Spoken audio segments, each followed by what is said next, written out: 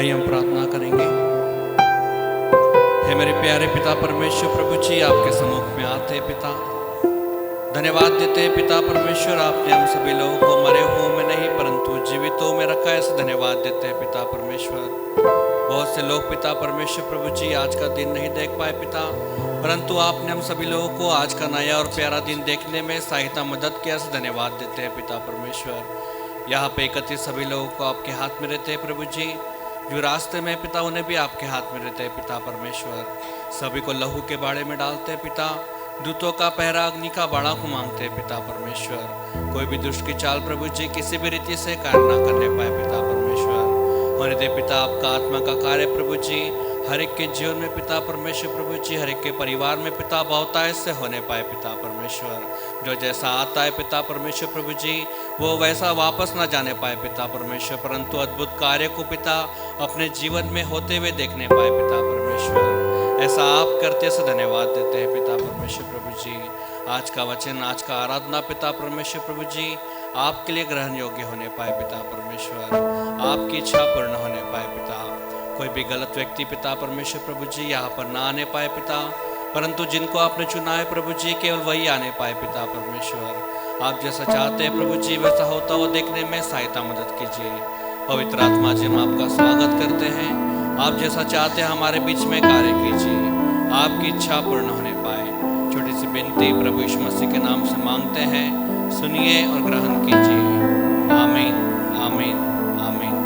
आगे का समय मैं वर्शिप टीम के हाथ में दूंगा।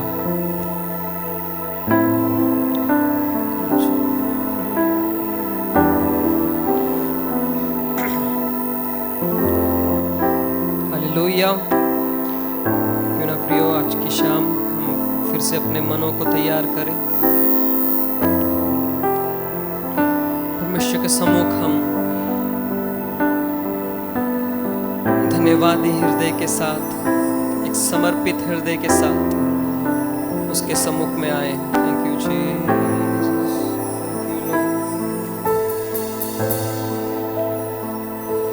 परमेश्वर से कहे, मुझे आपकी उपस्थिति को महसूस करना है, मुझे आपको फील करना है पिता, मुझे आपको देखना है, मुझे आपको महसूस करना है, आपका प्रेम जो महान है। Thank you, Jesus.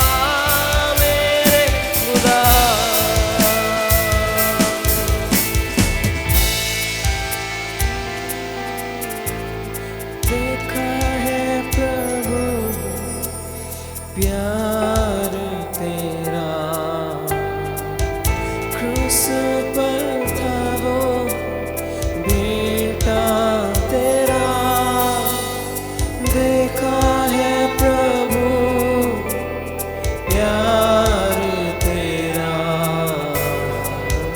क्रूस पर था वो बेटा तेरा, सब मिलकर देखा है प्रभु प्यार तेरा। क्रूस पर था वो बेटा तेरा, देखा है प्रभु प्यार तेरा। क्रूस पर था वो बेटा तेरा। निहारे ये दिल तुझे सदा सुन ले, तू मेरी दुआ निहारे, निहारे ये दिल तुझे सदा सुन ले, मेरी दुआ। यीशु तू ही तो है जो देता नज़ारा, तूने किया मेरे पापों का भार। यीशु तू ही तो है जो देता नज़ारा, तूने किया मुझको आसान। यीशु तू ही तो है जो देता नज़ारा, तूने लिया मेरे पापों का भार। यीशु तू ही तो है जो देता नज़ारा, तूने किया मुझको आसान। खुदा मेरे खुदा, मेरे खुदा, मेरे खुदा, मेरे खुदा, मेरे खुदा, मेरे खुदा, मेरे खुदा। तू है महान सर्वशक्तिमान, मेरे लिए दी अपनी जान। तू है महान सर्वशक्तिमान, मेरे लिए दी अपनी जान। तू है महान सर्वशक्तिमान, मेरे लिए दी अपनी जान। तू है महान सर्वशक्तिमान, मेरे लिए दी अपनी जान। तू है महान सर्वशक्तिमान, मेरे लिए दी अपनी जान। तू है महान सर्वशक्तिमान, मेरे लिए दी। तू है महान सर्वशक्तिमान,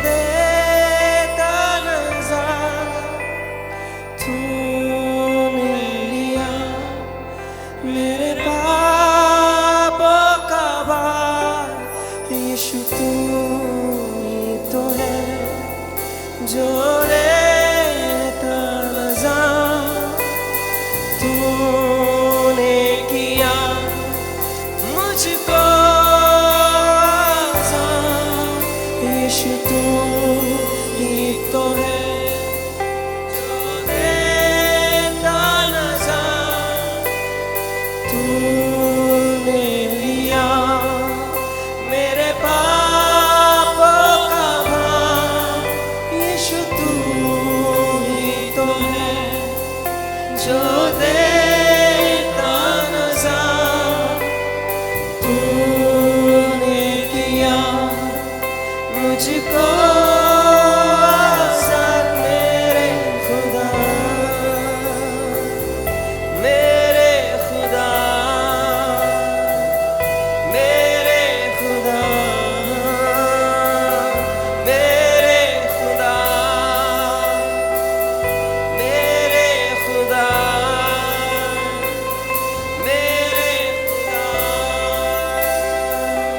मेरे खुदा, मेरे खुदा।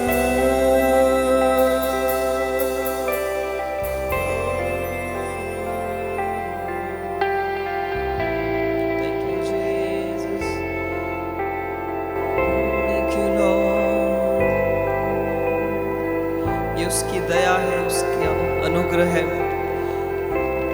जिसके कारण हम आज उसके सम्मुख हैं मेरे प्रियो, उसके भवन में हैं। हमने आज़ादी को हमें मिला है, हमें नजात मिला है। उसने हमारे सारे पापों के भार को उठा लिया, हमें पापों से आज़ाद कर लिया। वो श्रापित बना ताकि हम श्राप से बच जाए। वो इस पृथ्वी पर आया ताकि हमें स्वर्ग मिले।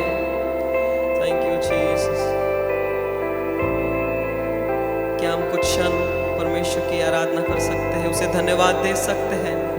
थैंक यू जीसस, आपने हमें बचाया है, आपके नाम से हमें आज़ादी मिला है, यीशु नाम से हमें मुक्ति मिला है। थैंक यू जीसस, आपके कोड़े खाने से हम चंगे हुए हैं, आपके कोड़े खाने से हमारी आत्मा चंगा हुआ है, आपके कोड़े खाने से हमारे शरीर चंगा हुआ है, हमारा मन चंगा हुआ है, हमारी हृदय चंगा हुआ है। कम ऑन, यीशु को धन्यवाद दे। Thank you Jesus, thank you Lord, thank you Jesus, thank you Jesus, thank you Lord. हम उस स्वर्ग के लायक नहीं थे, लेकिन आज हम स्वर्ग जाने वाले हैं क्योंकि उसने हमें अपना लिया है। Thank you Jesus, thank you Lord. उसे धन्यवाद दे, उसने हमें अपना लिया है, उसने हमें उसे हे अब्बा हे पिता पुकारने का सौभाग्य दिया है। Thank you Jesus, thank you Lord, we worship you. उसके प्रेम के लिए धन्यवाद दे, उसके जैसा कोई भी नहीं है। कोई इंसान हमारे लिए अपनी जान नहीं दे सकता है, कोई इंसान हमारे लिए अपनी महानता को बाजू रखकर हमें अपना नहीं सकता है। कोई भी इंसान अपनी महिमा को छोड़कर हमारे पास नहीं आ सकता है। कोई इंसान हमारे लिए अपने ईगो को साइड में रखकर हमसे मोहब्बत नहीं कर सकता है मेरे प्रियो। वो केवल एक ही है जो नाम सब नामों में ऊंचा है, जो प्रभु था, जो प्रभु है और हमेशा रहेंगे। चांद सूरज की प्रस्तिश हम नहीं करते, दुनिया के माबूदों के आगे नहीं झुकते। चांद सूरज की प्रस्तिश हम नहीं करते, दुनिया के माबूदों के आगे नहीं झुकते। क्यों? क्योंकि जिंदा खुदा है हमारा, जिंदा खुदा है हमारा है। क्योंकि जिंदा खुदा है हमारा, जिंदा खुदा है हमारा। क्योंकि जिंदा खुदा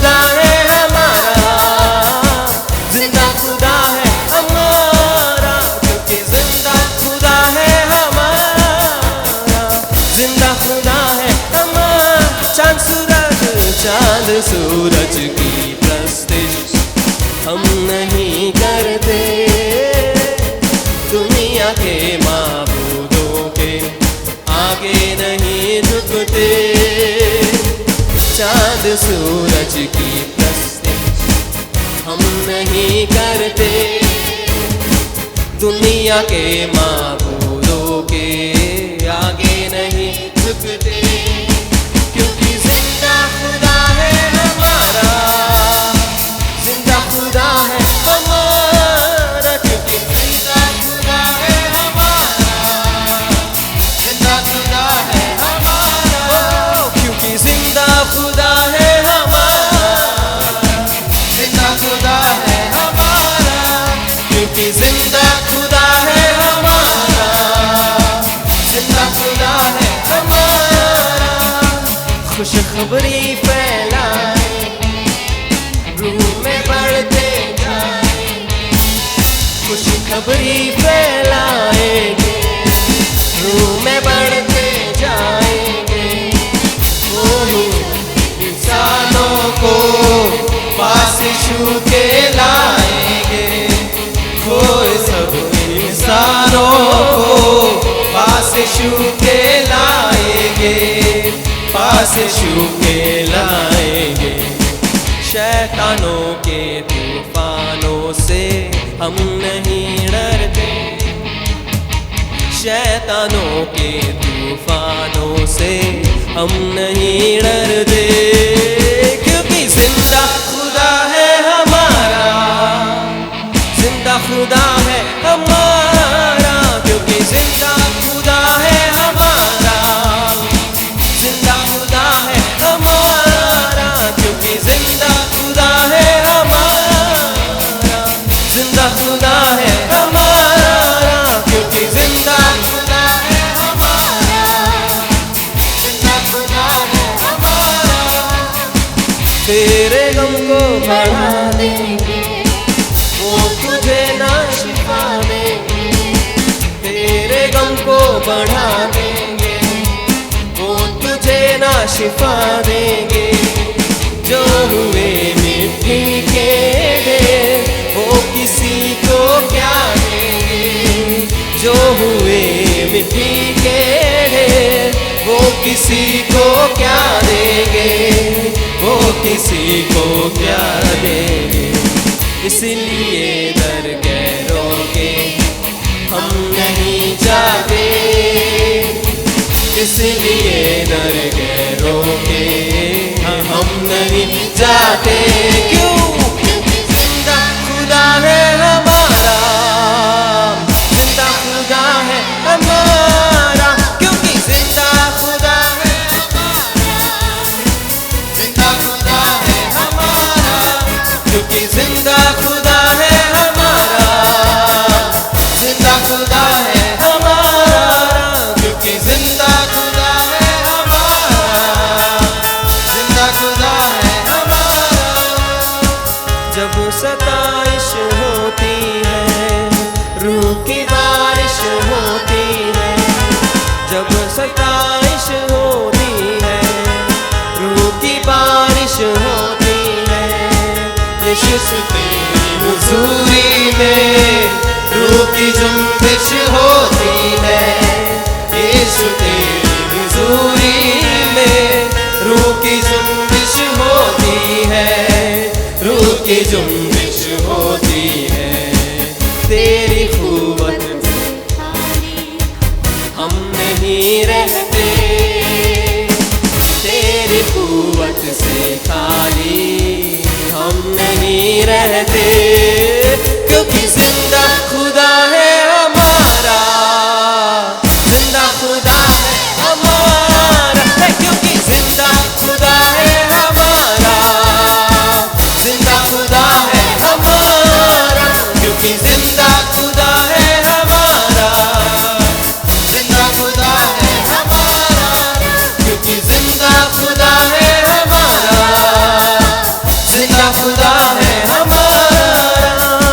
चांद सूरज की प्रस्तिश हम नहीं करते, दुनिया के माबूदों के आगे नहीं झुकते, चांद सूरज की प्रस्तिश हम नहीं करते, दुनिया के माबूदों के आगे नहीं झुकते, क्योंकि जिंदा खुदा है हमारा, जिंदा खुदा है हमारा, क्योंकि जिंदा खुदा है हमारा, जिंदा खुदा है हमारा, क्योंकि जिंदा खुदा है हमारा, जिंदा खुदा है हमारा, क्योंकि जिंदा खुदा है हमारा, जिंदा खुदा है हमारा, क्योंकि जिंदा खुदा है हमारा,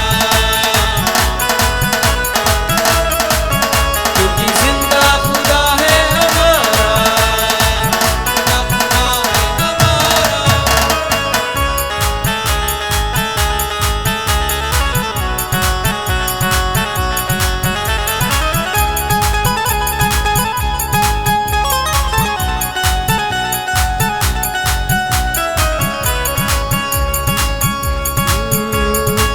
खुशखबरी फैलाएंगे, रूह में बढ़ते जाएंगे, सब मिलकर खुशखबरी फैलाएंगे, रूह में बढ़ते जाएंगे, खोए सब इंसानों को पास यीशु के लाएंगे, खोए सब इंसानों को पास यीशु के लाएंगे, पास यीशु के लाएंगे। शैतानों के तूफानों से हम नहीं डरते, शैतानों के तूफानों से हम नहीं डरते, क्योंकि जिंदा खुदा है हमारा, जिंदा खुदा है हमारा, क्योंकि जिंदा खुदा है हमारा, जिंदा खुदा है हमारा, क्योंकि जिंदा खुदा है हमारा, जिंदा खुदा है हमारा, क्योंकि जिंदा खुदा है हमारा, जिंदा खुदा है हमारा, क्योंकि जिंदा खुदा है हमारा, जिंदा खुदा है हमारा, क्योंकि जिंदा खुदा है हमारा, जिंदा खुदा है हमारा, क्योंकि जिंदा खुदा है हमारा, जिंदा खुदा है हमारा, क्योंकि जिंदा खुदा है हमारा, जिंदा खुदा है हमारा,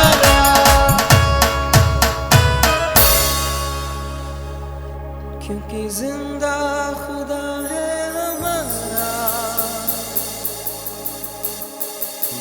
जिंदा खुदा है हमारा, क्योंकि जिंदा खुदा है हमारा,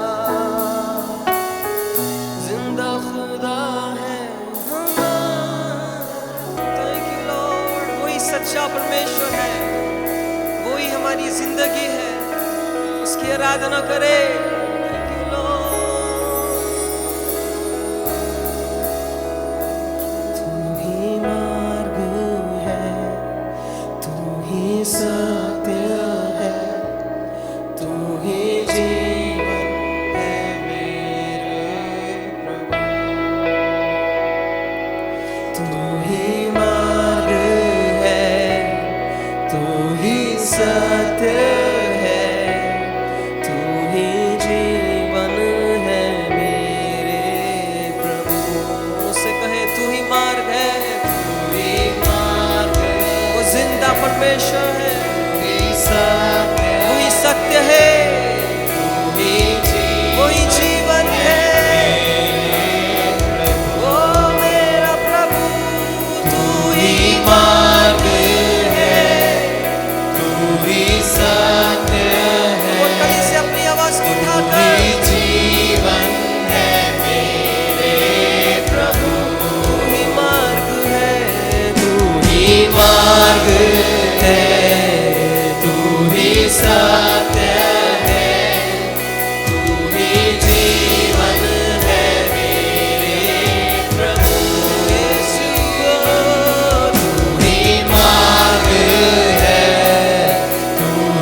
सत्य है, तू ही जीवन है मेरे प्रभु। तू ही मार्ग है, तू ही सत्य है, तू ही जीवन है मेरे प्रभु यीशु। तू ही मार्ग है, तू ही सत्य है, तू ही जीवन है मेरे प्रभु।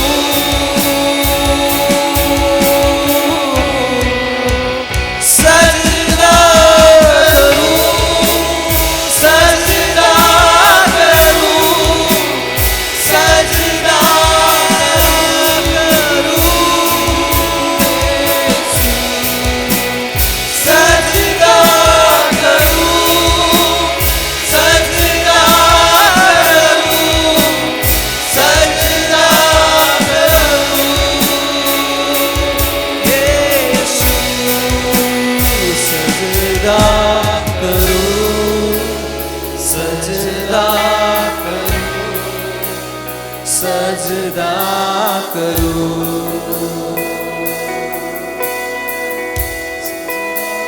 सजदा करूं, सजदा करूं, सजदा करूं। हम सब मिलकर उसके सजदा सजदा करूं, सजदा करूं, सजदा करूं,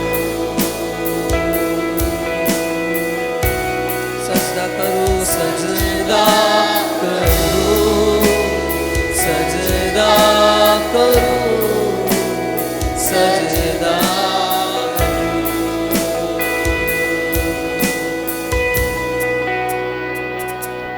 मेरी चाहत तू, मेरी आरज़ू, मेरा हौसला, मेरा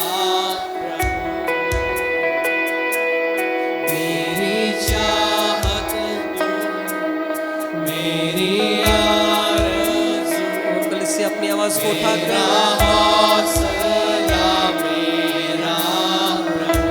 मेरी चाहत तू, मेरी चाहत तू, मेरी आरज़ू, मेरा हौसला मेरा प्रभु।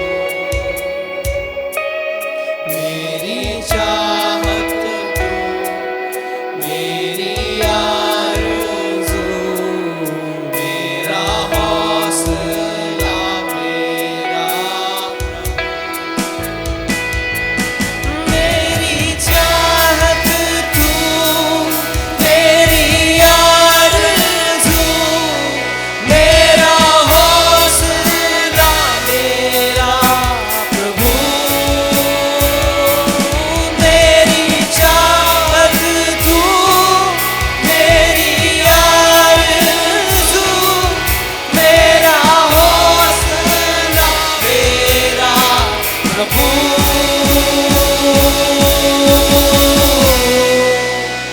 सजदा करूं, सजदा करूं, सजदा करूं यीशु तेरा। सजदा करूं, सजदा करूं, सजदा करूं यीशु। सजदा करूं, सजदा करूं, सजदा करूं यीशु तेरा। सजदा करूं, सजदा करूं, सजदा करूं यीशु। सजदा करूं, सजदा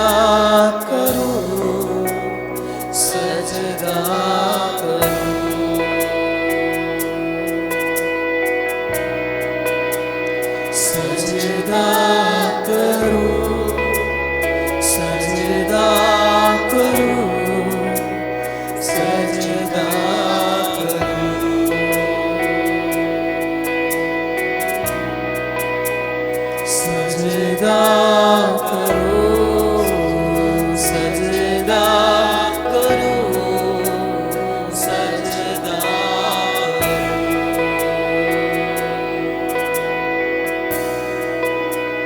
सजदा करो, सजदा करो, सजदा करो।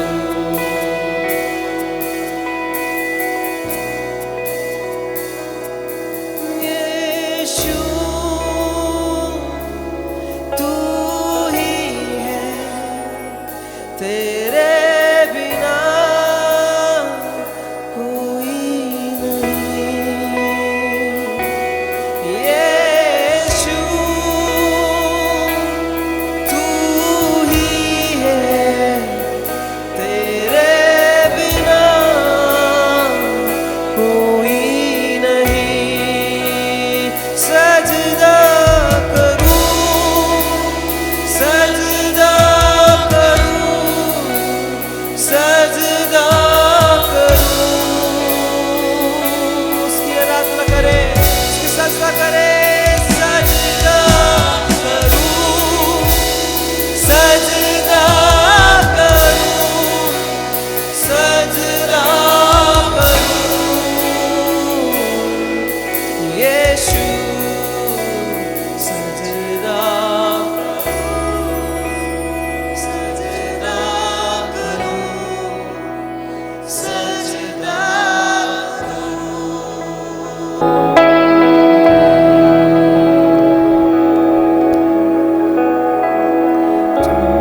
Thank you Jesus. धन्यवाद करते पिता, आप हमारे बीच में हैं, हम धन्यवाद करते हैं। होने दे राजा आज के इस सभा के द्वारा केवल आपके नाम को महिमा मिलने पाए, आपका नाम और ऊंचा उठने पाए पिता। हमारे जीवन में आपका नाम और ऊंचा उठने पाए, हम जहाँ कहीं जाए आपका नाम ऊंचा उठने पाए परमेश्वर पिता। हमारे जीवन के द्वारा, हमारे कामों के द्वारा पिता, चाल चलन के द्वारा केवल आपको महिमा मिले पिता। आपके नाम को हम ऊंचा उठाने वाले बने परमेश्वर पिता। आपने हमें चुना है, आपकी आराधना के लिए हम धन्यवाद करते पिता। आगे एक समय को आपके हाथों में सौंपते हैं। इस विनती को यीशु मसीह के नाम से मांगते हैं, हम सब मिलकर कहेंगे आमीन। आगे के समय में पास्टर जी के हाथ में सौंपता हूँ। सबको मसीह में जय मसीह की। मैं विश्वास करता हूँ कि आप अच्छे हैं, भले चंगे हैं और परमेश्वर के काम को अपने जीवन में देख रहे हैं। और मैं आशा करता हूँ कि आज के वचन से परमेश्वर हमसे बात करेंगे। कितने लोग विश्वास करते हैं? आमीन। आज का जो वचन है वो गिनती 13 उसका 23 से 33 लिया गया है। Numbers chapter 13 verses 23 to 33। तब वे एशकोल नामक नाले तक गए और वहाँ से एक डाली दाखों के गुच्छे समेत तोड़ ली, और 2 मनुष्य उसे एक लाठी पर लटकाए हुए उठा ले गए, और वे अनारों और अंजीरों में से भी कुछ कुछ ले आए। इस्राएली वहाँ से दाखों का गुच्छा तोड़ ले आए थे, इस कारण उस स्थान का नाम एशकोल नाला रखा गया। 40 दिन के बाद वे उस देश का भेद लेकर लौट आए और परान जंगल के कादेश नामक स्थान में मूसा और हारून और इस्राएलियों की सारी मंडली के पास पहुँचे और उनको और सारी मंडली को संदेश दिया कि उस देश के फल उनको दिखाए। उन्होंने मूसा से ये कहकर वर्णन किया, जिस देश में तूने हमको भेजा था उसमें हम गए, उसमें सचमुच दूध और मधु की धाराएं बहती है और उसकी उपज में से यही है। परंतु उस देश के निवासी बलवान है और उसके नगर गढ़ वाले हैं और बहुत बड़े हैं। और फिर हमने वहाँ अनाक वंशियों को भी देखा। दक्षिण देश में अमालेकी बसे हुए हैं और पहाड़ी देश में हित्ती, यबूसी और एमोरी भी रहते हैं, और समुद्र किनारे और यरदन नदी के तट पर कनानी बसे हुए हैं। पर कालेब ने मूसा के सामने प्रजा के लोगों को चुप कराने के विचार से कहा, हम अभी चढ़ के उस देश को अपना कर ले, क्योंकि निसंदेह हम में ऐसा करने की शक्ति है। पर जो पुरुष उसके संग गए थे उन्होंने कहा, उन लोगों पर चढ़ने की शक्ति हम में नहीं है, क्योंकि वे हमसे बलवान है। और उन्होंने इस्राएलियों के सामने उस देश की जिसका भेद उन्होंने लिया था यह कहकर निंदा की, वह देश जिसका भेद लेने को हम गए थे ऐसा है जो अपने निवासियों को निगल जाता है, और जितने पुरुष हमने उनमें देखे वे सब के सब बड़े डील डॉल के हैं। फिर हमने वहाँ नपीलों को अर्थात नपीली जाति वाले अनाकवंशियों को देखा, और हम अपनी दृष्टि में उनके सामने टिड्डे के समान दिखाई पड़ते थे, और ऐसा ही उनकी दृष्टि में मालूम पड़ते हैं। आज का वचन का टाइटल है, जो खड़े रहते हैं वही वादा पाते हैं। जो खड़े रहते हैं वही वादा पाते हैं या वायदे को पाते हैं। प्रियो, यहाँ पे आपको एक चीज़ समझना है कि इस्राएली लोग, ये जो वचन के समय पे इस्राएली लोग कहाँ पे हैं, किस परिस्थिति में हैं। ये लोग कनान देश में जाने के बहुत करीब पहुंच गए हैं, और मूसा क्या करता है, 12 बेदियों को भेजता है, 12 लोगों को भेजता है कि तुम जाओ और पता करो कि ये देश कैसा है। लेकिन फिर भी प्रियो, जब हम ये वचन पढ़ते हैं और हम सबको पता है कि वो फिर भी जितने यहाँ लोग थे इनमें से बहुत सारे लोग प्रवेश नहीं कर पाए। सिर्फ कितने लोग प्रवेश कर पाए? सिर्फ 2, जो कि जिनका नाम था जोशुआ और कालेब। तो यहाँ पे ना तो वो फिरौन के कारण वो प्रवेश नहीं कर पाए, ना ही लाल सागर के कारण वो प्रवेश ना कर पाए, ना ही कोई यरीहो की दीवार के वजह से वो प्रवेश ना कर पाए, ना ही उनके पास हथियार कम थे लेकिन इसलिए वो प्रवेश नहीं कर पाए, बल्कि इसलिए वो प्रवेश नहीं कर पाए क्योंकि उन्होंने स्वयं को किस नज़र से देखा, उन्होंने स्वयं के बारे में क्या सोचा। प्रियो, ये वचन सिर्फ इस्राएलियों की कहानी के बारे में नहीं है, ये हमारे जीवन का आईना है। क्योंकि हमारी ज़िंदगी के जो अधिकांश लड़ाई हैं प्रियो, वो बाहरी नहीं होती। अधिकांश लड़ाई जो होती है ना, वो अंदरूनी होती है, वो मानसिक तौर पे होती है। इसलिए आपको समझना है प्रियो कि आप अपने आप को कैसे देखते हो, ये बहुत मैटर करता है। यदि आप खुद की वैल्यू करना नहीं सीखोगे तो लोग आपकी वैल्यू नहीं करेंगे। यदि आप खुद से प्रेम नहीं रखोगे तो आप एक्सपेक्ट भी नहीं कर सकते कि लोग आपसे प्रेम करेंगे। यदि आप खुद से घिन खाओगे तो एक्सपेक्ट नहीं कर सकते सामने वाला आपको पसंद करेगा। इसलिए सबसे पहला सवाल तो यह है कि प्रियो, आप अपने आप को कैसे देखते हो? आप अपने आप को जब अब मिरर में देखते हो तो आप कैसे देखते हो? क्या आप सिर्फ एक फॉर्मेलिटी के तौर पे जी रहे हो या आपको खुद से प्रेम है? प्रेम का मतलब क्या है प्रियो? प्रेम का मतलब है परमेश्वर ने आपको जो बनाया, जैसा बनाया, क्या उसके लिए आप आनंदित हो? क्या उसके लिए आप खुश हो? कि आपके अंदर कमियां है तो आप उस कमियों को देखकर परमेश्वर ने जो बेहतर किया है उन बेहतर चीजों को छोड़कर आप आगे बढ़ रहे हैं। इसलिए प्रियो, बहुत समझना जरूरी है कि असली लड़ाई प्रियो हमारे भीतर होता है। यदि हम भीतर की लड़ाई को जीत जाएंगे तो हम परमेश्वर के काम को होते हुए देखने पाएंगे। आपको देखना है प्रियो, ये इस्राएली लोग जो है ऐसे ही लोग नहीं थे, इन्होंने चमत्कारों को देखा। मिस्र देश से परमेश्वर ने क्या किया, कितने लाखों लोगों को वहां से निकाल के लाया, स्वर्गीय मन्ना खिलाया और फिर प्रतिज्ञा किए हुए देश के सामने तक लेके आ गए। सोच के देखो, उन्होंने लाल समुंदर को फटते हुए देखा या वहां से पानी हटा और सूखा भूमि में से चलते हुए देखा।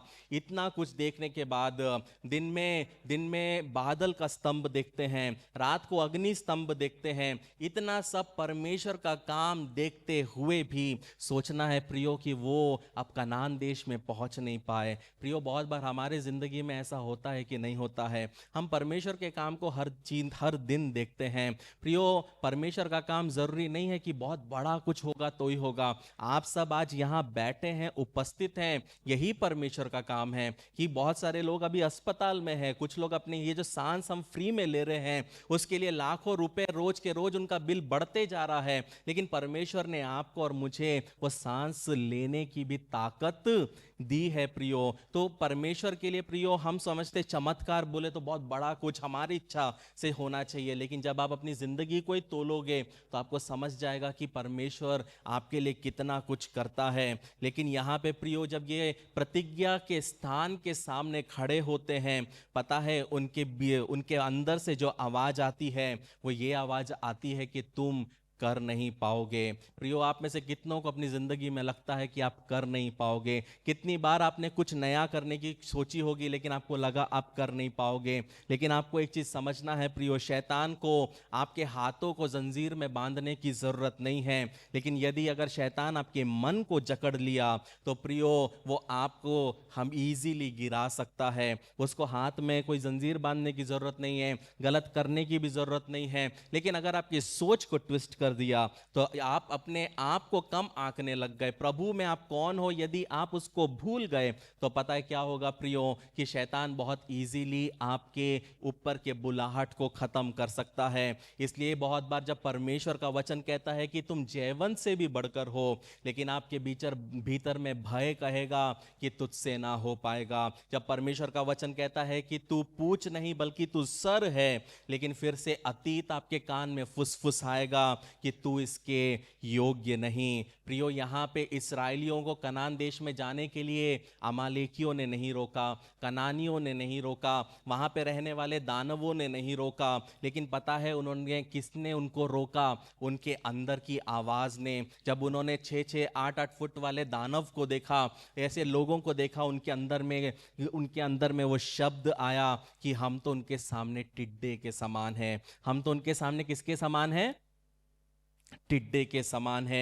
इसलिए प्रियो बहुत बार हमारे जीवन में हम भी ऐसे युद्ध को लड़ते हैं जिसमें हमको कुछ बोलने की जरूरत नहीं है। ये युद्ध मौन युद्ध होता है।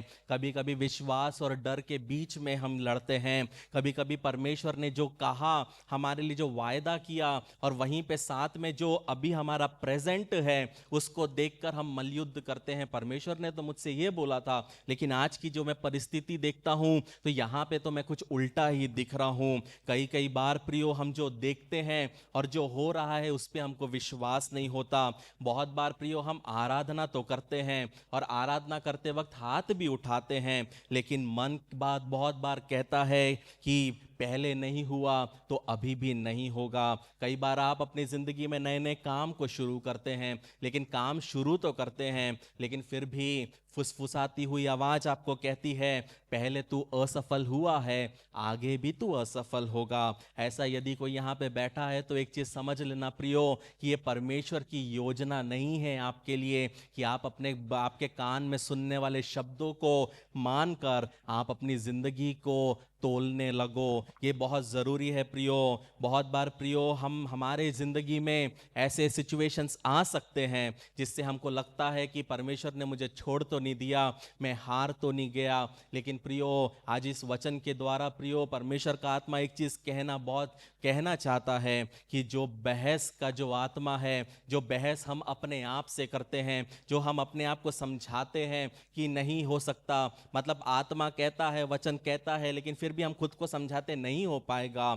ऐसे सोच को परमेश्वर का आत्मा आज के वचन के द्वारा तोड़ना चाहता है, खत्म करना चाहता है, और वो आपको एक ऐसा आत्मा देना चाहता है जिसमें आपके हृदय में एक एकता हो और स्पष्टता हो कि आपको क्या करना है। यदि आपके दिल में अगर स्पष्टता नहीं है, यदि आपके दिल में एकतापन नहीं है, मतलब आप जो सोच रहे हो उसमें परमेश्वर के वचन में आप दृढ़ नहीं हो, तो प्रियो शैतान बहुत आसानी से क्या करता है, हमारी जिंदगी को खत्म करने के लिए सक्षम होता है। प्रियो जिंदगी में हर दिन सूरज नहीं होगा, हर दिन समर नहीं रहेगा, हर दिन विंटर्स नहीं रहेगा, ठंडी नहीं रहेगा, लेकिन हर एक सीजन्स आएंगे। लेकिन हम आज यहाँ पे हम 15 साल 20 साल 40 साल 70 साल के लोग हैं, हम बोल सकते हैं हमने कितने ठंडियों गुजारे हैं, हमने कितने गर्मियाँ गुजारी है, हम कितने बारिश के मौसम से होके गुजरे हैं, लेकिन हम निकले हैं उसमें से, परमेश्वर ने निकाला है। सोच के देखो अगर पूरे 70 साल अगर सिर्फ गर्मी में रहते तो क्या होता, पूरे 70 साल यदि आप ठंडी में रहते तो क्या होता, लेकिन हर एक सीजन हमारी जिंदगी के लिए इंपॉर्टेंट है। इसलिए प्रियो, जब जिंदगी में कठिनाइयां आए तो इसका मतलब ये नहीं है कि परमेश्वर दूर है, इसका ये मतलब ये है कि आप वायदे के और भी करीब हो। ये समझना बहुत आवश्यक है। जब हम यशाया 43 उसका 2 पढ़ते हैं, वहां लिखा है, जब तू जल से होकर जाए मैं तेरे संग संग रहूंगा, जब तू नदियों में से होकर चले तो वह तुझे ना डुबा सकेगी, जब तू आग में से चले तब तुझे आंच ना लगेगी और उसकी लौ तुझे ना जला सकेगी। प्रियो, समझना है, जब हम परमेश्वर के साथ हैं, कोई भी परिस्थिति हो, भले हमारे शारीरिक तौर पे वो हमें अफेक्ट कर पाएगी, लेकिन एक चीज समझना है कि आपका आत्मा परमेश्वर के हाथ में सुरक्षित है। इस्राएली लोग को समझना है, जब वो यहाँ पे उपस्थित हैं, वो सालों से चल रहे हैं, वो थक गए हैं, वो घायल है, बहुतों में से उनको सांप ने काटा है, लेकिन जब वो वायदे के पास में आते हैं तो लगभग वो मुड़ जाते हैं और लगभग उनके मुंह से क्या होता है, टिड्डियां जैसे शब्द निकलने लगते हैं। इस वचन के द्वारा प्रियो, आत्मा एक चीज कहना चाहता है, यदि जिंदगी में आपके जिंदगी के ऊपर में हमला हो रहा है, इसका मतलब ये नहीं है कि परमेश्वर आपसे दूर हो गया है, परमेश्वर का संरक्षण आपके जीवन से दूर हो गया है। यदि जिंदगी के ऊपर हमले हो रहे हैं तो आपको समझना है कि आप अपने वायदे के करीब पहुंच चुके हो, आप अपने वायदे के स्थान के बहुत करीब पहुंच चुके हो। जिस प्रकार प्रियो, एक महिला जब उस प्रसव पीड़ा के होता है, तो वो प्रसव पीड़ा जब होता है तो इमीडिएटली डॉक्टर उसको क्या बोलता है कि तुम्हें पुश करना है, तुम्हें धक्का देना है। प्रियो, उसी तरीके से जब जिंदगी में हमले होने लग जाते हैं, आपको एक चीज समझना है प्रियो, कि मैं कुछ बड़े के बहुत करीब हूं। परमेश्वर मेरे जिंदगी में कुछ बड़ा करने वाला है। कुछ लोग ये सोचते हैं, यदि परमेश्वर मेरे साथ है तो मेरा जीवन आसान होना चाहिए, लेकिन आपको समझना है, इस्राएली लोग दिन में मेघ स्तंभ और रात को अग्नि स्तंभ के साथ चल रहे हैं, लेकिन फिर भी उनको लड़ाई करना पड़ रहा है, फिर भी उनके ऊपर सांप का आक्रमण होता है, फिर भी उनको प्यास लगती है, फिर भी उनको भूख लगती है। जब हम मूसा की जिंदगी में देखते हैं तो मूसा को फिरौन का सामना करना पड़ता है, जबकि उसके हाथ में परमेश्वर की लाठी थी। दाऊद को गोलियात के सामने से लड़ना पड़ता है, जबकि उसको ऊपर में राजा का अभिषेक पहले से था। दानियल को शेरों के मांद में जाना पड़ता है, जबकि वो रोज 3 टाइम क्या करता था, दुआ करता था। बहुत बार हमारी जिंदगी में हम क्या करते हैं, हमारा मसीह जीवन के अनुसार हम परमेश्वर को तोलने लग जाते हैं। देखो, मैं परमेश्वर के लिए ये करती हूँ, मैं ये करता हूँ, तो ये कैसे कर दिया परमेश्वर ने। हम सोचते हैं कि हमारे अनुसार परमेश्वर काम करेगा, लेकिन वचन में देखना प्रियो, जो लोग पवित्रता से चले, जो लोग सच्चाई से चले, जो लोग ईमानदारी से चले, उनको मिला क्या, उनको आग का कुंड मिला, उनको शेर की मांद मिली, उनको सहना पड़ा, उनको जोसेफ के जैसे उनको बेच दिया गया, उनको दाऊद के जैसे राजा होते हुए भी राजा का सेवक बन के चलना पड़ा। प्रियो, यदि आप जिंदगी में सच्चाई, खराई और ईमानदारी से चलोगे तो ये कभी मत समझना कि आपके लिए जिंदगी बहुत आसान होगी। आप टेढ़ा मेढ़ा रास्ता लोगे, आप भीड़ के साथ चलोगे तो बहुत बार पता क्या होगा, जिंदगी आसान हो जाती है। लेकिन जब आप पवित्रता में सच्चाई और खराई के साथ चलते हो तो आपके दोस्त आपको छोड़ देते हैं, आपके अपने आप को त्याग देते हैं। क्यों? क्योंकि सामने वाला बोलता है ये कर ले, आप बोलते नहीं। आप सामने वाला बोलता है ये तो चलता है, आप बोलेंगे नहीं। और जब 3-4 बार आप नहीं नहीं बोलोगे तो अगली बार फोन कॉल आएगा ही नहीं, आपको मैसेज आएगा ही नहीं। धीरे धीरे आपके ग्रुप के अंदर एक दूसरा ग्रुप बन जाएगा विदाउट XYZ करके, मतलब कि वहां आप हो, आपको लग तो रहा है यहाँ पे है, लेकिन दूसरे ग्रुप में बराबर बात चल रही है कि आज अपन यहाँ मिलते हैं, आज हम ये डिस्को में चलते हैं, आज हम ये बार में जाते हैं। कोई पूछेगा कि उधर क्यों नहीं तू बोल रहा, बोला वहां पे वो है ना, वो ना ही बोलेगा, इससे अच्छा है कि अपन अपना ही अलग चलते हैं। वो ग्रुप धीरे धीरे खत्म हो जाएगा। किसको बोला वो जानता है। लेकिन एक चीज समझना है प्रियो, परमेश्वर की उपस्थिति का मतलब ये नहीं है कि आपकी जिंदगी में कठिनाई नहीं आएगी। आपको लेकिन एक समझना है कि इस कठिनाई के बीच में से भी परमेश्वर आपको निकाल के लेके जाने के लिए सक्षम परमेश्वर है। इस्राएलियों को विश्वास सिखाना था। विश्वास सिखाने के लिए परमेश्वर ने उनको मरुभूमि से लेके गया। वो चाहता तो उनको बहुत दिनों में पहुंचा सकता था, लेकिन परमेश्वर ने सालों लगा दिए। लेकिन आपको एक चीज़ समझना है कि आप जो सोच रहे हो उससे ज़्यादा आप करीब हो। आपके जीवन के ऊपर जो वायदे हैं प्रियो, वो वायदों के करीब हो आप।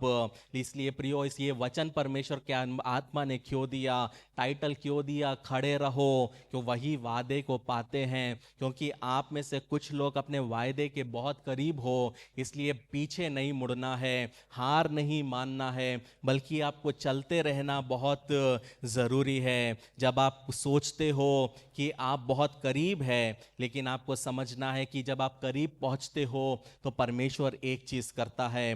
परमेश्वर क्या करता है? परमेश्वर आपको कल का स्वाद देता है। मतलब आपके जीवन में जो होने वाला है उसका स्वाद देता है। जब हम 2 कुरिन्थियों 4 उसका 17 पढ़ते हैं, वहाँ पे लिखा है, क्योंकि हमारा पल भर का हल्का सा क्लेश हमारे लिए बहुत ही महत्वपूर्ण और अनंत महिमा उत्पन्न करता जाता है। मतलब क्या है प्रियो, हमारे ज़िंदगी में जो अब हम करीब पहुंच रहे हैं तो बहुत सारी चीज़ें हमारी ज़िंदगी में होती जो हमको लगता है काश ऐसा ही हो तो कितना अच्छा है, लेकिन कुछ समय के बाद वो मौसम एकदम से पलट जाता है। जैसे बारिश, जैसे गर्मी के समय 3 दिन अचानक से बारिश आती है और ठंडी आ जाती है। जो लोग रोड में रहते हैं उनको बहुत अच्छा लगता है कि गर्मी में थोड़ी बारिश हुई, ठंडक पहुंची, लेकिन अचानक से 3 दिन के बाद फिर से गर्मी आ जाती है।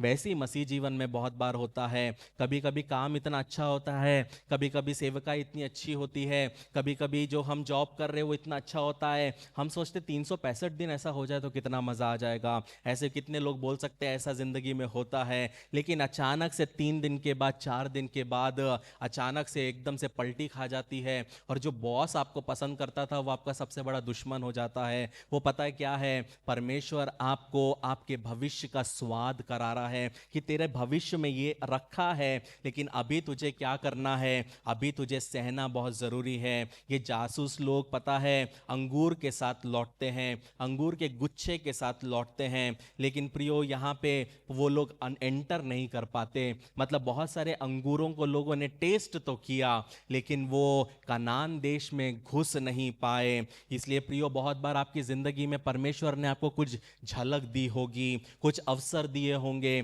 कुछ अच्छे संबंध दिए होंगे, लेकिन आपको एक चीज़ समझना है कि जो मीठा है वो हमेशा मीठा नहीं रहता।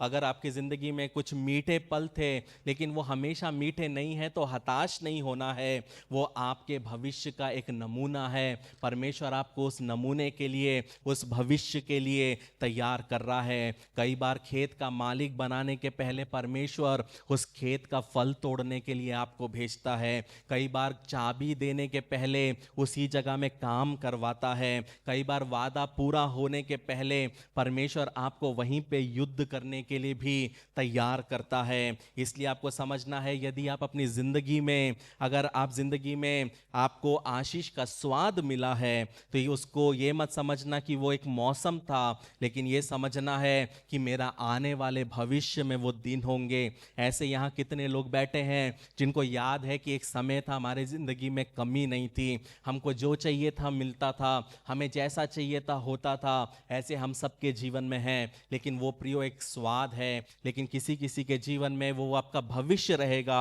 यदि आप खड़े रहोगे। यदि आप खड़े रहोगे जहां परमेश्वर ने आपको रखा है, जहां पे परमेश्वर ने आपको चुना है, तो आप क्या करोगे? आप वो जो स्वाद है जो परमेश्वर ने दिया है, जैसे हम इंग्लिश में एक वचन कहते हैं, taste and see that the Lord is good. चख के देखो परमेश्वर कितना भला है। तो मसीह जीवन में परमेश्वर हमको छोटे छोटे मीठे पल चखाता है। क्यों चखाता है? क्योंकि बहुत बार क्या होता है कि अगर हमको कुछ मीठा मिलेगा नहीं तो हम मोटिवेटेड नहीं होंगे। तो परमेश्वर को पता है मोटिवेटेड करने के लिए थोड़ा सा अच्छा भी देना पड़ता है, लेकिन पहले वो आपको तैयार करेगा। कुछ दिन बहुत अच्छा मिलेगा, लेकिन कुछ दिन, ज़्यादातर दिन आपको कड़वाहट ही मिलेगी, क्योंकि उस कड़वाहट के बीच में, उस दर्द के बीच में परमेश्वर आपको क्या कर रहा है, तैयार कर रहा है। जिस तरह एक स्त्री जानती है प्रसव पीड़ा के वक्त की जब पीड़ा उठती है, समय आ जाता है, वैसे ही जब जिंदगी में, मसीह जिंदगी में जब दबाव बढ़ता है, तो आपको समझना है कि आप वायदे के और भी करीब है। इसलिए प्रियो, जब आप संघर्ष भरी जिंदगी से होके गुजरते हैं, तो आपको एक चीज समझना है कि परमेश्वर आपको छोड़ेगा नहीं। इस वचन के द्वारा उसका आत्मा एक चीज कहना चाहता है,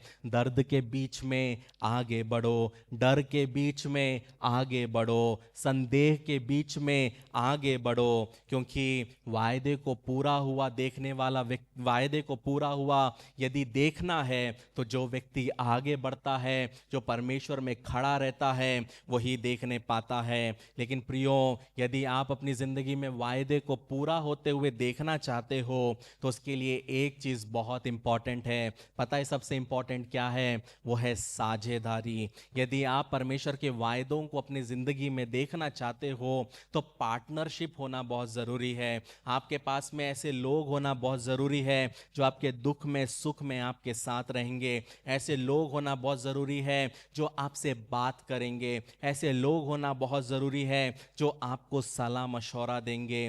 कहने का मतलब है प्रियो, यहाँ पे अंगूर का गुच्छा उठाने के लिए 2 लोगों की जरूरत पड़ी, और कुछ लोगों से आत्मा भी ये कहना चाहता है कि आने वाले समय में कुछ आशीषें ऐसी आएगी जिसमें तुम उस आशीष को अकेले संभाल नहीं पाओगे, तुमको कुछ लोगों की जरूरत पड़ने वाली है। परमेश्वर कुछ ऐसे लोगों को आपकी जिंदगी में लेके आने वाला है जो प्रियो आपके अपने जीवन में जलन लेके नहीं आएंगे, लेकिन एक साझेदारी को लेके आएंगे, पवित्र साझेदारी को लेके आएंगे। मतलब परमेश्वर ऐसे काम आपकी जिंदगी में करना चाहता है जहां पे आपकी जरूरत ऐसी होगी, उस जरूरत को पूरा करने के लिए ऐसे लोगों को परमेश्वर बोलेगा जो आपकी बुलाहट से स्पर्धा नहीं करेंगे, बल्कि उसको पूरा करेंगे। कंपटीशन जिंदगी में होना चाहिए, हेल्थी कंपटीशन बहुत ज़रूरी है, लेकिन यदि कंपटीशन जलन में बदल जाए, यदि भाई की आशीष से मैं जलन खा गया,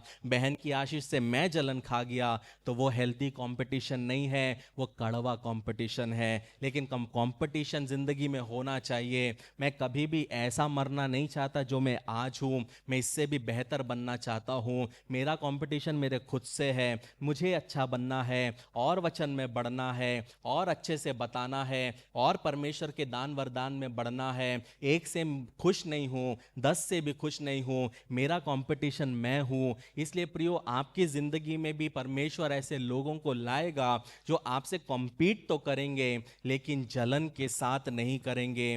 लेकिन बहुत बार आप कहोगे अपने मन में, पिछली बार भी आया था, लेकिन भरोसा करने से डर लगता है, उसने उपयोग करके छोड़ दिया।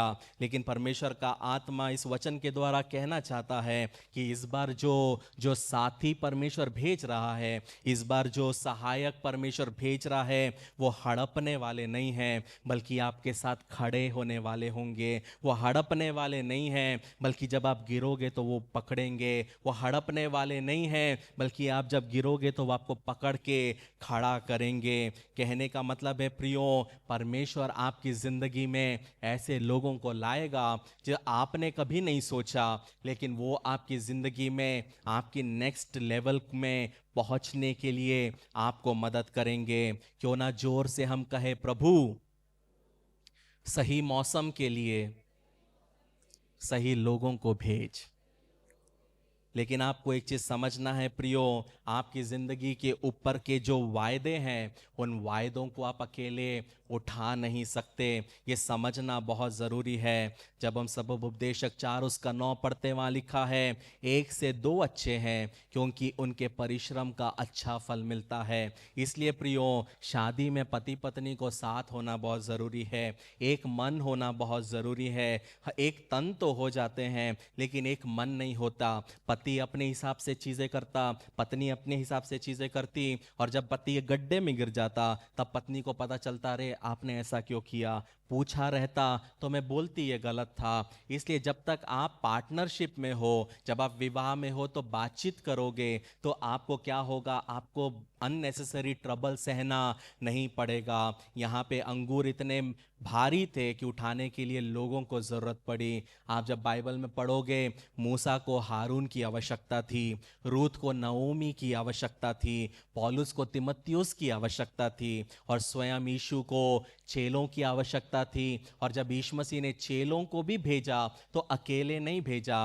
यीशु मसीह ने चेलों को, जब हम मरकुस 6-7 पढ़ते हैं, यीशु मसीह ने चेलों को भी 2-2 करके भेजा कि सेवा करने जा रहे हो तो 2 बाय 2 जाओ, क्योंकि साथ में जब हम काम करते हैं वहाँ पे हम परमेश्वर के काम को देखने पाते हैं। क्योंकि जब हम काम करते हैं हम एक दूसरे के बोझ को क्या करते हैं, हल्का करते हैं, सपोर्ट करते हैं, और वो चीज़ हमारी ज़िंदगी के ऊपर के अभिषेक को क्या करता है, बढ़ाता है। इसलिए प्रियो, यदि आप चाहते हो कि परमेश्वर आपको बढ़ाए तो ये एक चीज़ समझना बहुत ज़रूरी है कि जो साझेदारी परमेश्वर करेगा, जो लोगों को लेके आएगा, आप ये मत सोचना कि विश्वासघात पहले हुआ तो वो विश्वासघात के डर से परमेश्वर के नए काम को कभी ठुकराना नहीं। प्रियो, अगर पहले लॉस हुआ लेकिन आज तक परमेश्वर चलाया तो आगे भी लॉस चलेगा। लेकिन प्रियो, हो सकता है कि वो व्यक्ति आपकी जिंदगी को कहां पहुंचा दे वो आपने कभी सोचा नहीं। आत्मा एक चीज कह रहा है, कुछ लोगों के लिए जोनाथान आने वाला है, एक जोनाथान जो आपको वहां तक पहुंचाएगा जहां आपने सोचा नहीं। इसलिए प्रियो, पुराने एक्सपीरियंस के अनुसार जिंदगी में आने वाले जोनाथान को कभी भी त्यागना नहीं। लेकिन आपको एक चीज समझना है कि परमेश्वर आपको कल का स्वाद चखने देता है। परमेश्वर ने इस्राएलियों को वो भूमि देने के पहले फल का स्वाद चखने दिया। मतलब परमेश्वर ने उस जगह का उनको क्या दिया, एक ओवरव्यू दिखाया। जिस प्रकार जोसेफ प्राइम मिनिस्टर बनने के पहले, शासक बनने के पहले परमेश्वर ने स्वप्न में उसको पहले ही दिखाया था, तो जिंदगी में मैं तेरे को एक अव्वल स्थान में लेके जाऊंगा। दाऊद को अभिषेक था राजा बनने का, लेकिन सिंहासन में बैठने के पहले उसको लड़ना पड़ा, लेकिन उसको पता था मैं अभिषिक्त हूं। जिस प्रकार पतरस को यीशु मसीह ने रूपांतर होते हुए देखने के लिए अनुमति दी, इसके पहले यीशु मसीह खुद पुनरुत्थान का होने के पहले, मतलब कि परमेश्वर कुछ लोगों को पहले दिखाता है कुछ चीज जो उनके जीवन में होने वाला है।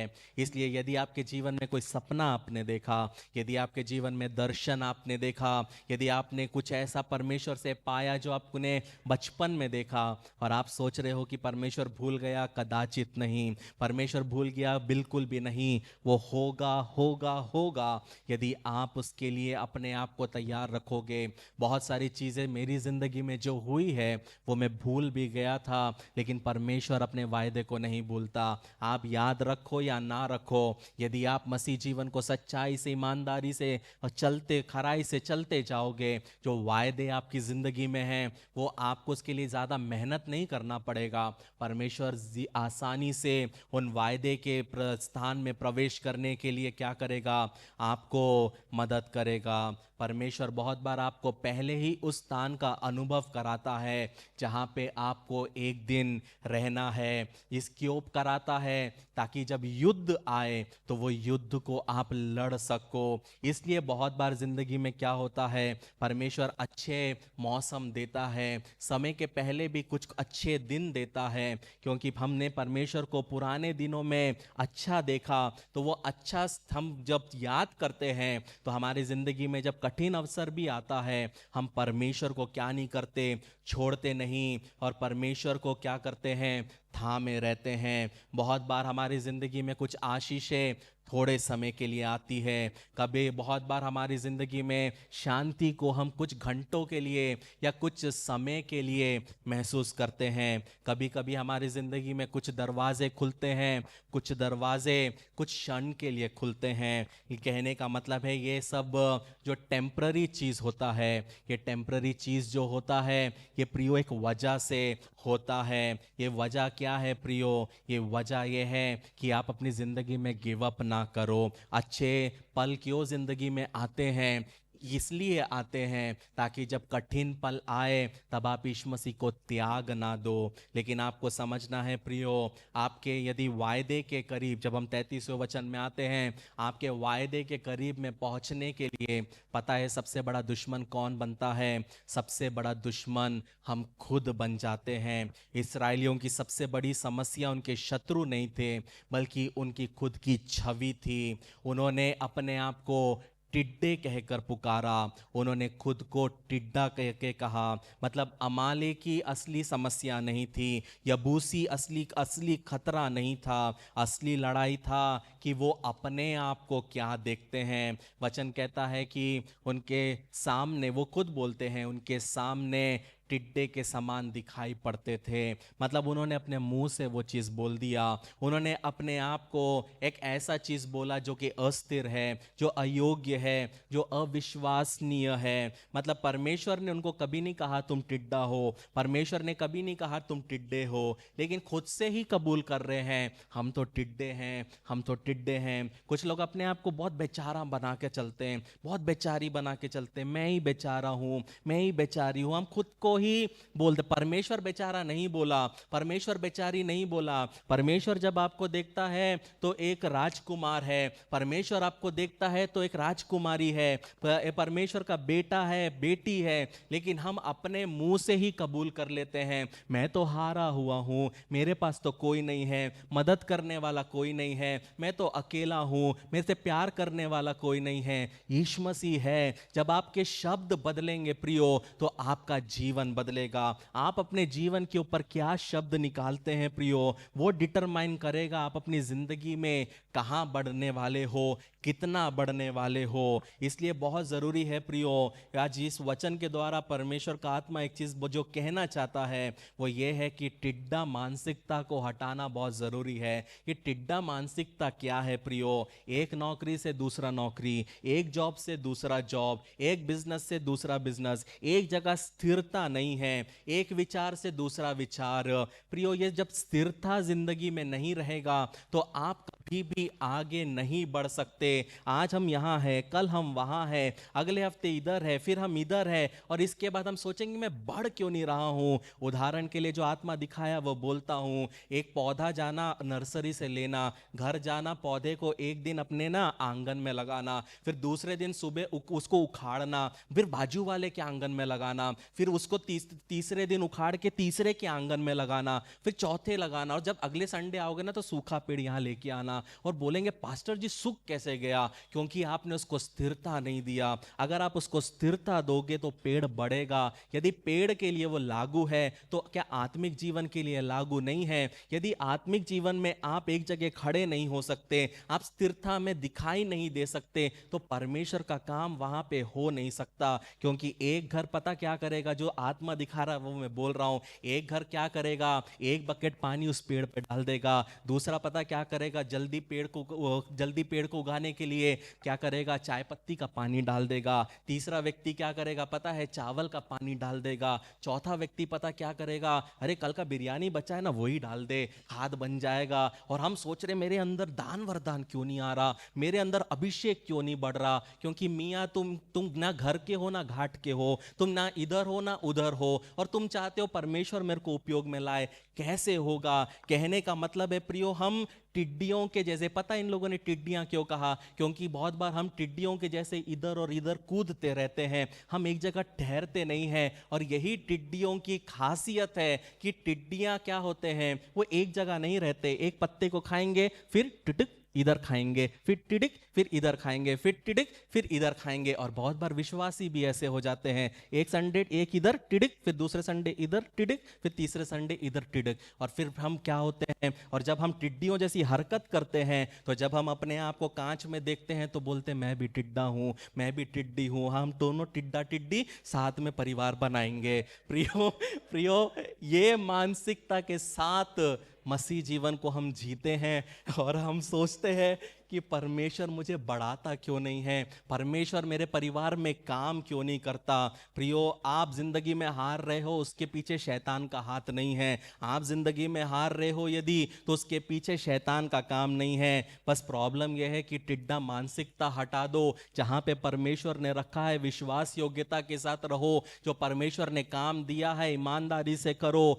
परमेश्वर आपको फलवंत बनाएगा, परमेश्वर आपको फलवंत बनाएगा, परमेश्वर अपने समय पे बड़ा करेगा। प्रियो, आम का पेड़ 6 महीने में आम नहीं दे सकता, ये समझना आपको जरूरी है। जितना बड़ा आपके ऊपर में बुलाहट है, जितना बड़ा परमेश्वर ने आपके ऊपर में दान वरदान रखा है, उतना समय वो लेगा आपको तैयार करने के लिए। जोसेफ को क्या बनाना था? प्राइम मिनिस्टर बनाना था।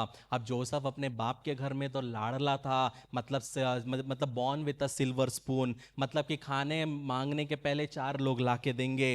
लेकिन परमेश्वर को पता था ये एटीट्यूड के साथ में ये मिस्र का प्राइम मिनिस्टर नहीं बन सकता। परमेश्वर ने उसको क्या किया? बिकवा दिया और जाके पोतीफेर के घर में क्या करने लगा?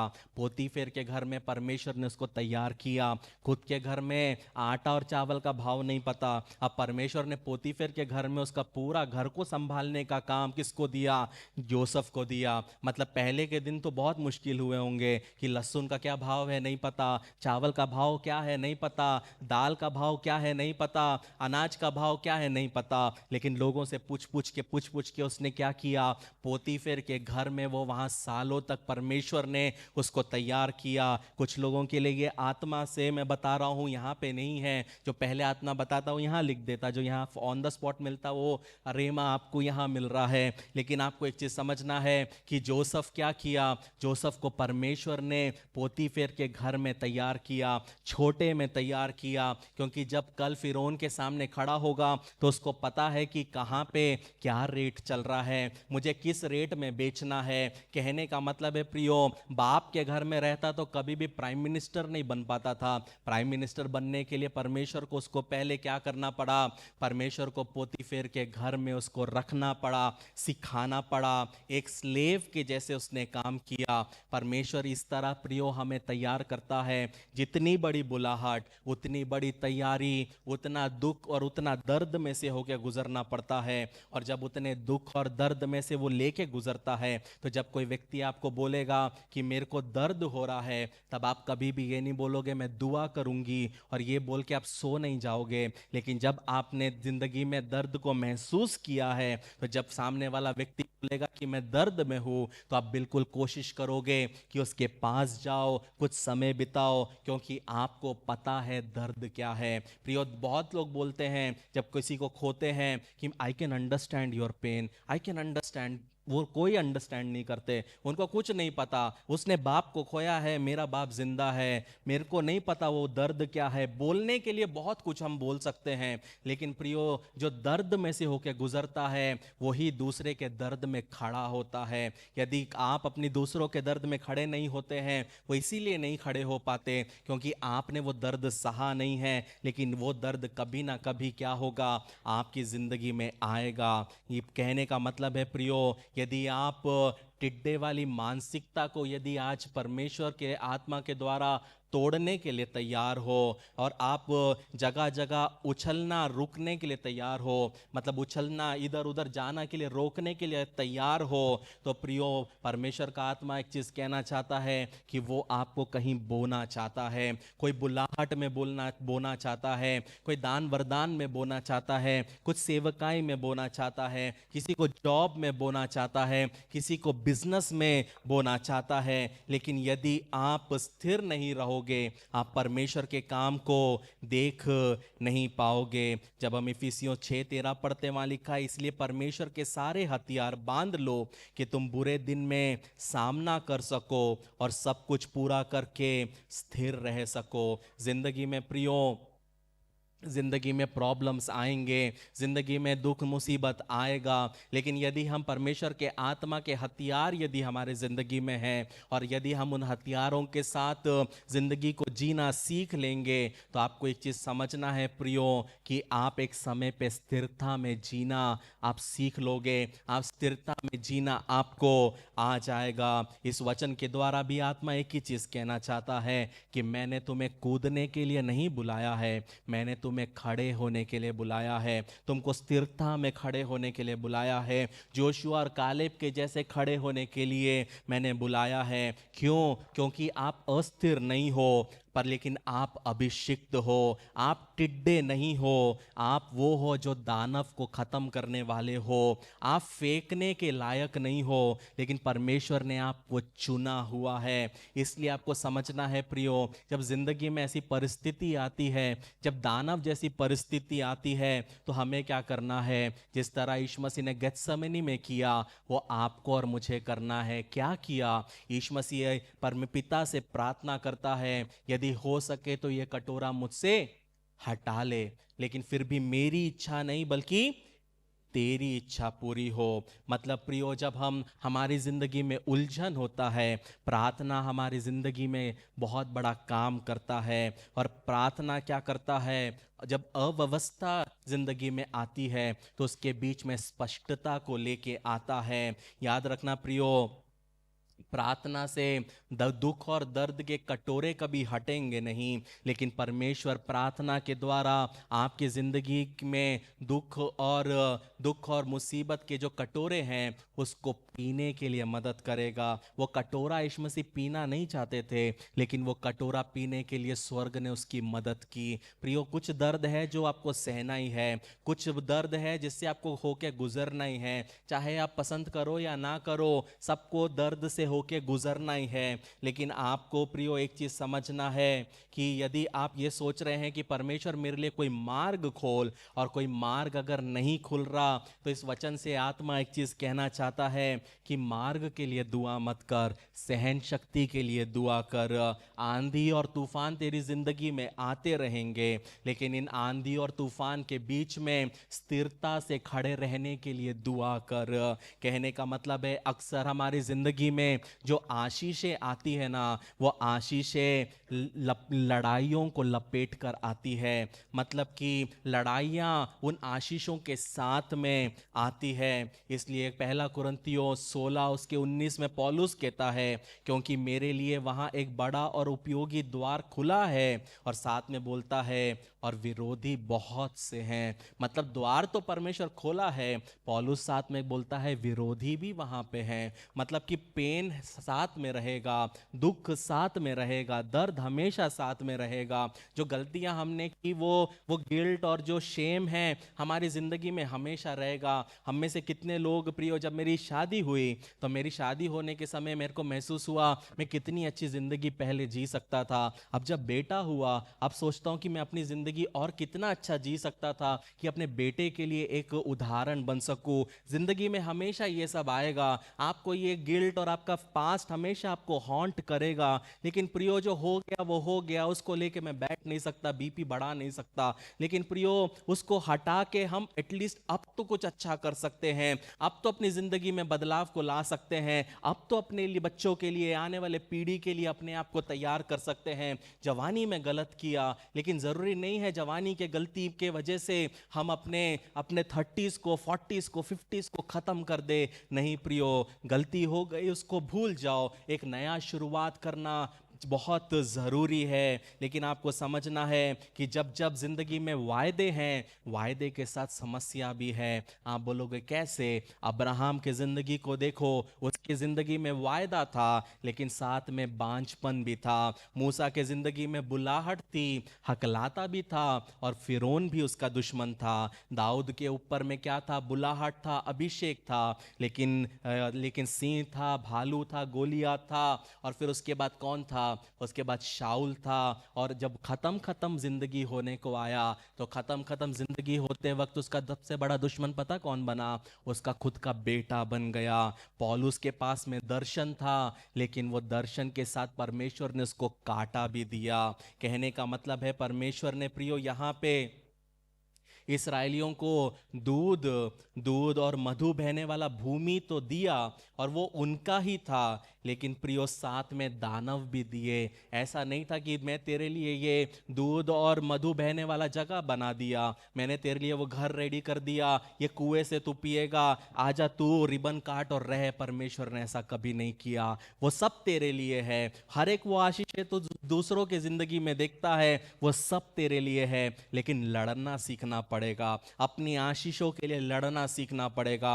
अपने परमेश्वर के काम को देखने के लिए लड़ना सीखना पड़ेगा। मेरा सवाल है, आप में से कितने लोग हाथ उठा के बोल सकते हैं कि गए हफ्ते में आपने कम से कम 30 मिनट दुआ किया है? सिर्फ 30 मिनट ही पूछ रहा हूं कि आपने करेक्ट 30 मिनट कम से कम दुआ किया है। मैं वो दुआ नहीं बोल रहा हूं कि जो आप एकदम से गिरते आई माँ करके बोलते हैं, मैं वो दुआ नहीं बोल रहा हूं, लेकिन वो दुआ जो आप परमेश्वर के सन्मुख में बैठकर परमेश्वर के सामने सिर्फ एक चीज बोल के बैठे हो कि परमेश्वर तू बता मैं क्या करूं, मुझे तुझसे सुनना है। हम नहीं करते प्रियो। 24 घंटे में से हम आधा घंटा निकाल नहीं पाते और हम सह रहे हैं लाइफ में, और हम बोलते कि परमेश्वर सिर्फ मेरे साथ ही क्यों ऐसा करता है, परमेश्वर सिर्फ मेरे साथ ही ऐसा क्यों करता है। परमेश्वर आपके साथ कुछ नहीं कर रहा है, पर आप खुद अपने साथ ऐसा कर रहे हो, ये समझना बहुत जरूरी है। कुछ आशीषें पता है प्रियो लड़ाइयों के साथ आती है, और जब तक आप उन आशीषों के लिए लड़ना नहीं सीखोगे, आप कभी भी उन आशीषों को देख नहीं पाओगे।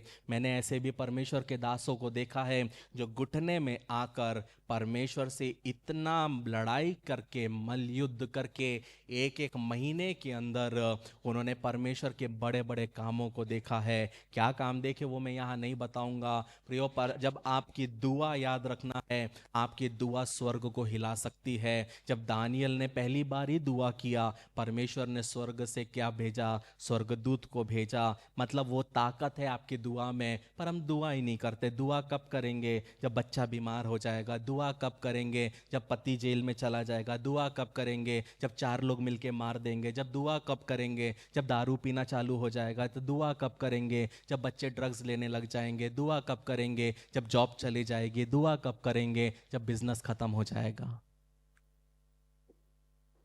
ये लिस्ट तो मैं आपको और 5 मिनट बोल सकता था। हम दुआ कब करेंगे? हम परमेश्वर का काम नहीं देख पा रहे। अगर मैं अभी बोलूं आप में से कितने लोग परमेश्वर का काम नहीं देख पा रहे, आप में से बहुत लोग हाथ उठाएंगे। लेकिन सवाल ये उठता है, फिर भी हम दुआ नहीं करेंगे, फिर भी हम दुआ नहीं करेंगे। प्रियो, यदि आप दुआ नहीं करोगे तो आप वैसे ही उसी परिस्थिति में मरोगे। यही सच्चाई है। जो पीढ़ी आपके पिता की थी वही पीढ़ी आपके साथ रहेगी, और जैसे पिता खिस खिस कर करके सरवाइव किया, वैसे आप भी सरवाइव करोगे, और एट द एंड आप वैसे ही मरोगे। और आप उसके लिए स्वर्ग को कभी भी क्या नहीं कर पाओगे? स्वर्ग के ऊपर ब्लेम नहीं कर पाओगे कि तूने मेरे साथ क्यों किया। ये जो मैं बोल रहा हूं बहुत कठिन होगा अपने आप डाइजेस्ट करना, लेकिन परमेश्वर का पुत्र, बाइबल पढ़ लो, परमेश्वर का पुत्र हर रात को स्लिप हो जाता था। यीशु मसीह पहाड़ों में चले जाता था। क्या करने? टिकटॉक देखने, रील्स देखने? दुआ करने। जो वो रात को परमेश्वर को करते हुए देखता था, दूसरे दिन वो जमीन पर करता था। अगर परमेश्वर को पुत्र को दुआ करने की आवश्यकता थी, तो आप और मैं कौन है प्रियो? जो ऐसा 5 मिनट नहीं होगा जब हमारी इस सोच में गंध नहीं आता। 5 मिनट नहीं है जब हमारी अंदर सोच में गंध नहीं आता। और जो पवित्र था, ये परमेश्वर का पुत्र, उसको दुआ करने की आवश्यकता थी। और हम सोचते मेरे साथ ही क्यों? शैतान मेरे साथ ही फुटबॉल क्यों खेल रहा है? पर शैतान मेरे जिंदगी में क्यों काम कर रहा है? क्योंकि स्थिरता नहीं है। 21 दिन का फास्टिंग होगा तो 4 घंटे प्रेयर करेंगे। 3 दिन अगर प्रेयर रहेगा तो प्रेयर करेंगे, वरना प्रेयर करना मुश्किल है। जब तक फास्टिंग कर रहे हैं और भूखे नहीं रहेंगे तो प्रेयर करना मुश्किल है, तो वो भी प्रॉब्लम है। कहने का मतलब है परमेश्वर के काम को देखना है तो उसके लिए लायक बनना पड़ेगा। जब हम पहला तीमुथियुस 6:12 पढ़ते हैं, वहाँ लिखा है, पौलुस तीमुथियुस को बोलता है, विश्वास की अच्छी कुश्ती लड़ और उस अनंत जीवन को धर ले जिसके लिए तू बुलाया गया और बहुत से गवाहों के सामने अच्छा अंगीकार किया था। प्रियो, कुछ चीजें आपकी ऊर्जा के लायक नहीं है, ये समझना बहुत जरूरी है। कुछ लड़ाइयां आपके लायक नहीं है, ये समझना जरूरी है। मतलब कुछ लोगों को टाइम देना जरूरी नहीं है, कुछ लोगों को जिंदगी से हटाना भी जरूरी है, लेकिन वैसे ही कुछ लड़ाइयां हैं वो लड़ने के लायक है। कुछ लड़ाइयां हैं वो लड़ने के लायक है। मतलब मैंने अपने विवाह के लिए लड़ाई की है परमेश्वर के सन्मुख में। मैंने अपने बुलाहट के लिए लड़ाई की है। मैं पवित्रता में चलने के लिए लड़ता हूं, अपने आप से लड़ता हूं कि जब गुस्सा भी आए तो गिटक लेता हूं, जब बोल भी सकता हूं तो नहीं बोलता हूं। पता है क्यों? क्योंकि मेरा अभिषेक कीमती है। आपकी जिंदगी में जो उद्देश्य है वो उद्देश्य लड़ने के लायक है प्रियो। मैं जब छोटा था, पता है, जब मैं 7th 8th में था, मैं फ्लैट में था, मैं हमेशा एक आदमी को देखता था, वो रिटायर्ड था। सुबह 9 बजे से वो एक पेपर लेके वो पुराने चेयर में ऐसा बैठ जाता था और ये टेबल हो गया और यहीं पे हाथ रख के पेपर पढ़ता रहता था। 12 साढ़े 12 होता, दिखता नहीं, मतलब लंच करने गया, फिर आधे घंटे बाद फिर से दिख जाता था, फिर 4 बजे तक वैसी, फिर चाय पीने आ जाएंगे या तो बीवी ला के चाय देगी। सोचो मैं 8वीं कक्षा में क्या है ऑब्जर्व कर रहा हूं, सोच के देखिए। फिर उसके बाद फिर ऐसा बैठा रहेगा, फिर लंच करेगा, फिर सो जाता। मैं सोचता था प्रियो, क्या बकवास जिंदगी है, क्या बकवास जिंदगी जी रहा है ये आदमी। कोई एम नहीं जिंदगी में, कोई एम नहीं, बस बोझ बन के जी रहे हैं। आज अगर हम 90 साल के भी हो जाए ना प्रियो, हमारे पास उद्देश्य है। पता है क्या है? किसी को यीशु मसीह के बारे में बताना है। हम एक उद्देश्य के साथ जीते हैं। एक उद्देश्य है कि मुझे किसी को बताना है यीशु मसीह के बारे में, क्योंकि हम यहां पे बैंक में डिपॉजिट नहीं कर रहे हैं, हम स्वर्ग के बैंक में डिपॉजिट कर रहे हैं। यह समझना बहुत जरूरी है प्रियो। इस वचन से आत्मा जो कहना चाहता है वो यही है, काफी दौड़ चुके, अब कूदना बंद करो, अब समय है खड़े होने का। जब आपकी मंजिल नदी के उस पार है तो रेगिस्तान से समझौता मत करो। यदि आपकी जिंदगी की मंजिल नदी के उस पार है तो रेगिस्तान से समझौता मत करो। यदि आपको सफल होना है अपनी जिंदगी में तो सुरक्षित खेलना बंद करो। हम सब चीज सेफ खेलना चाहते हैं, हम सब चीज चाहते हैं पहले पूरा बताओ फिर मैं करूंगा। मसीह जीवन LIC नहीं है प्रियो कि इतना तो रिटर्न मिलेगा ही मिलेगा। मसीह जीवन LIC नहीं है। किसी के तो दिल में छुआ एकदम से LIC बोला तो। मसीह जीवन LIC नहीं है कि आपको वो रिटर्न्स मिलेगा। मसीह जीवन क्या है प्रियो? लड़ाई है। लड़ाई वो पुल है जो आपके आशीषों के पास पहुंचता है प्रियो। यदि आप लड़ोगे नहीं तो आपका परिवार वैसा ही रहेगा। मैं रात को काम करता हूं ना प्रियो, तो कभी कभी ऐसे टेबल को मार मार के काम करता हूं। नींद आती है लेकिन मार मार के काम करता हूं। जब बहुत नींद आ जाती है तो जम से म्यूजिक सुन लेता हूं, इधर म्यूजिक चलता रहता और यहां पे काम करता रहता हूं। कभी कभी 3 घंटे और 4 घंटे की नींद होती है, फिर भी करता रहता हूं। पता है क्यों? क्योंकि मुझे मेरे बेटे को एक अच्छा भविष्य देना है, मुझे मेरे परिवार को एक अच्छा भविष्य देना है। सिर्फ प्रार्थना से कुछ नहीं होगा प्रियो, मेहनत भी करना है।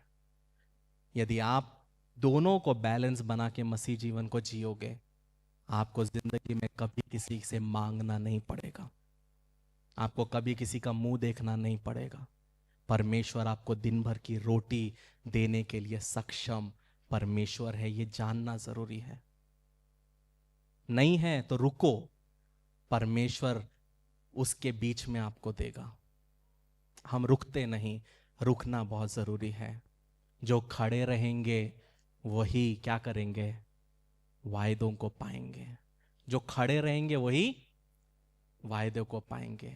जो स्थिरता से खड़े रहेंगे वही वायदे को पाएंगे। जो बिना इधर उधर भटके, बिना कॉम्प्रोमाइज के जिएंगे, वही वायदे को पाएंगे। आइए हम अपनी आंखों को बंद करें। ये समय है आपका और परमेश्वर का। कुछ पॉइंट्स तो मैं भी दूंगा, लेकिन ये समय है आप परमेश्वर से बोल सकते हैं जो आपके मन में है। हो सकता है आप भी टिड्डी के ना इधर उधर भटके, आप स्थिरता में मसीह जीवन को नहीं जिए, लेकिन ये समय है परमेश्वर के साथ सही होने का कि आज से मैं जीऊंगा। मैं जैसा चाहता था वैसा नहीं कर पाया। एक आग के साथ निकला तो था, लेकिन आग कब बुझ गई मुझे पता नहीं चला। आप अपने शब्दों में परमेश्वर से कह सकते हैं और फिर मैं आपको गाइड करूंगा। ये आपका समय है, क्योंकि परमेश्वर चाहता है कि हम बढ़े। परमेश्वर चाहता है हमारी पीढ़ियों की का जीवन भी अच्छा हो। ये समय है आपका और परमेश्वर का।